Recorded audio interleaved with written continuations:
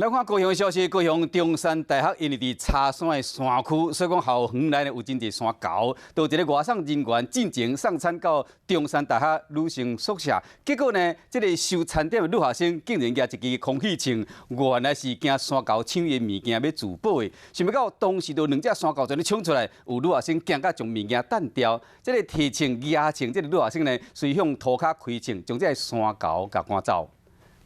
外送员送餐到位，看到要收餐的女同学行出来，正手阁举一支空气枪，哪行阁哪看，就是惊讲山沟会来抢物件。结果山沟阁真了出现，另外一个提物件女同学和其中一只肉咧走，尾手惊啊将物件弹互伊。同一个时间，另外一只山沟准备要抢这个收餐点的女学生的物件，这个女学生蛇身对涂骹开枪，这两只山沟惊一个赶紧走。 高雄中山大学女学生收餐点，还阁炸空气枪，就因为学校伫茶山的山区，校园随时会使看到山沟，这个山沟呢看到会使啉、会使食的，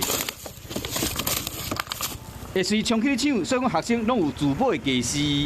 就是因为塑胶袋会比较危险，然后我们就会另外拿一个帆布袋啊，或者是便当袋这样。长期研究山沟生态，保育人士林美银表示讲，民众会使预防山沟抢物件的行为。